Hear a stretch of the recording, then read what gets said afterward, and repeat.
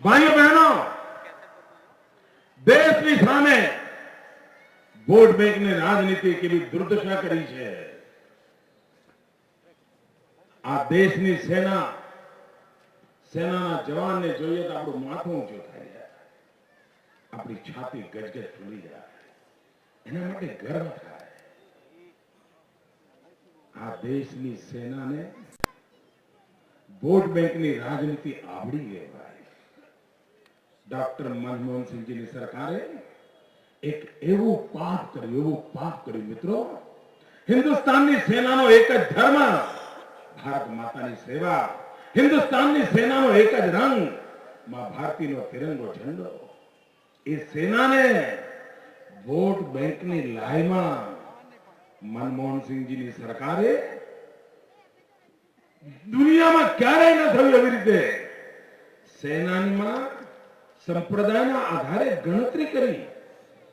હિન્દુ સૈનિકો કેટલા, મુસલમાન સૈનિકો કેટલા, પારસી સૈનિકો કેટલા, ક્રિશ્ચિયન સૈનિકો કેટલા. અરે તમે ભારતની સેનાને પણ આ સંપ્રદાયના રંગે રંગવા માંડ્યા છો.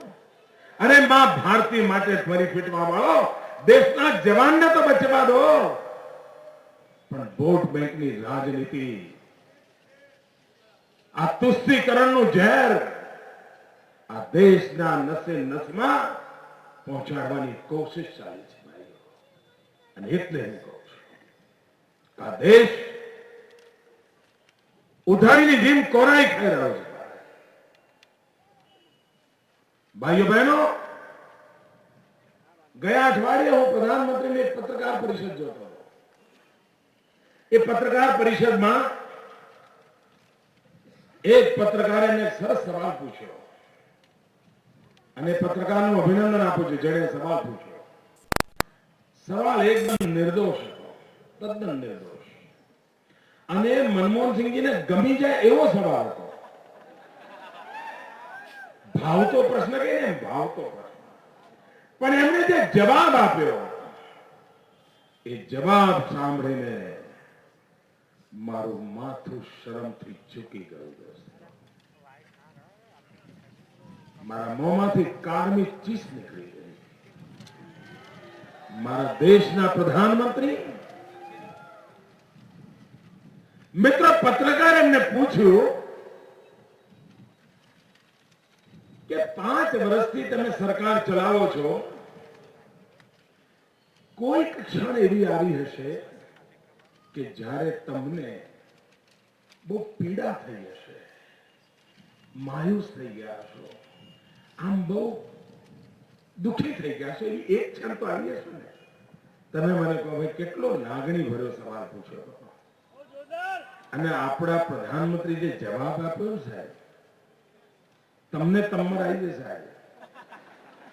એમણે એમ કહ્યું કે 5 વર્ષની અંદર એક પલ મારા માટે બહુ દુઃખદ પલ હતી, અને એ પલ કઈ તો જ્યારે અમેરિકા સાથે ન્યુક્લિયર ડીલ થતું હતું, અને એ વાત અટકી ગઈ, ખોટકાઈ ગઈ. એ ક્ષણ મારા જીવનની સૌથી દુઃખદ ક્ષણ છે. મને બહુ પીડા થઈ. અમેરિકા જોડે દોસ્તી અટકી ગઈ, મારા પ્રધાનમંત્રી દુઃખી દુઃખી દુઃખી થઈ ગયા. પ્રધાનમંત્રી જો આપણે પૂછવા માંગુ, 100 કરોડ દેશના પ્રધાનમંત્રી છો, આ દેશ જાણવા માંગે છે. પ્રધાનમંત્રીજી, જે દિવસે મુંબઈના રેલવે સ્ટેશન પર એક સાથે અનેક જગ્યાએ બોમ્બ ધડાકા થયા, 200 કરતા વધારે લોકો આતંકવાદીઓ રેસી નાખ્યા, અનેક બાળકોએ પિતા ગુમાવી દીધા, અનેક બહેનો વિધવા થઈ ગઈ, અનેક માતાએ પોતાનો વાલસોયો ગુમાવી દીધો. મુંબઈના રેલવેના પ્લેટફોર્મ પર લોહીની નદીઓ વહેતી હતી. હોસ્પિટલમાં કોઈના આંસુ લૂછી શકેલી સ્થિતિ નહોતી.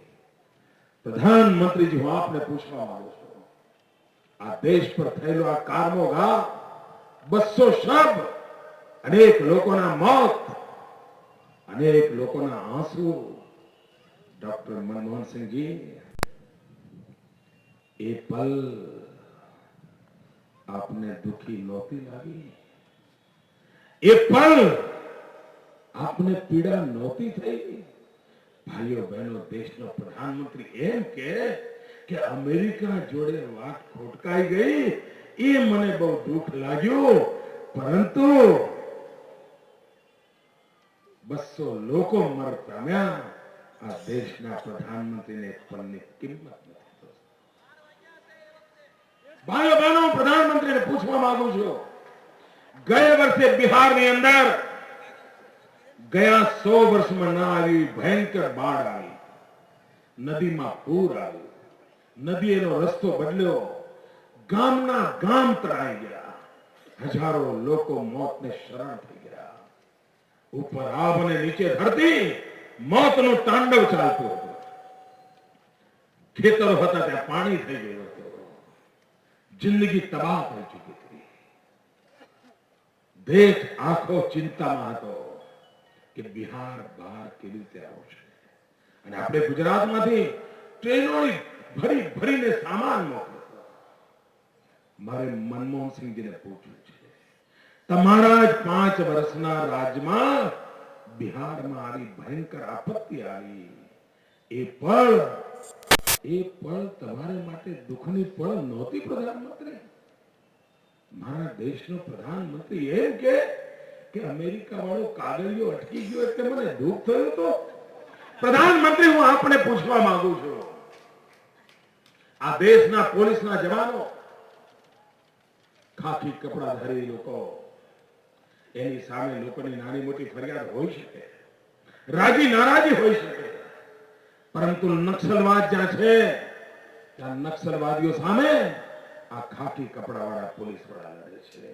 અને આ નક્સલવાદીઓ વર્ષમાં 5 વાર 7 વાર આ પોલીસના બાળકો જ્યારે ભણવા માટે નિશાળે જતા હોય અને એમના પોલીસ હેડના જે કોલોની હોય ત્યાંથી બસ બાળકોને લઈને નિશાળે જતી હોય ત્યારે નક્સલવાદીઓ એ બસની અંદર બોમ્બ નાખીને બસને ઉડાવી દે છે. દર વર્ષે 7 થી 8 આવી ઘટનાઓ બને છે.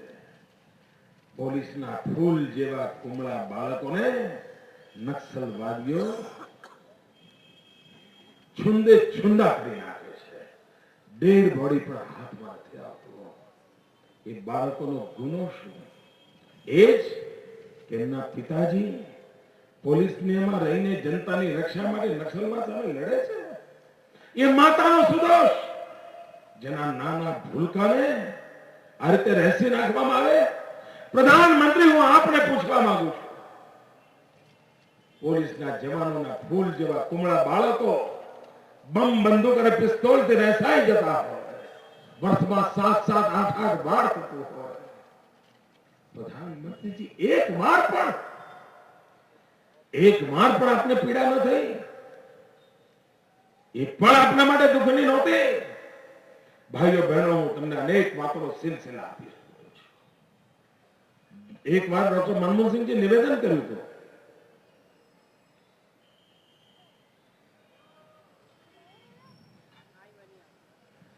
પત્રકાર મિત્રો પાસે એવું ના લખતા કે મોદી પાણી પીને કોંગ્રેસને પીટતો હતો. નહીં તો કાલે ચોખ્ખું આવશે.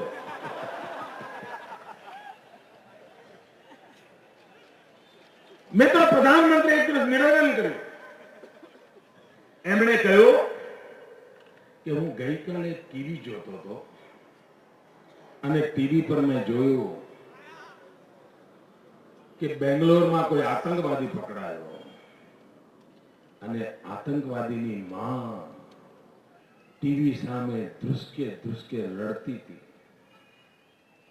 અને આતંકવાદીની માને રડતી જોઈને મને રાતભર નીંદ ના આવી. પ્રધાનમંત્રીજી, આતંકવાદીની માં રડતી હતી અને તમારી ઊંઘ હરામ થઈ ગઈ. આ દેશના સેંકડો લોકોને આતંકવાદીઓ મારે છે અને એનું આખું કુટુંબ રડે છે. પ્રધાનમંત્રી, આપની નીંદ કેવી રીતે આવે છે?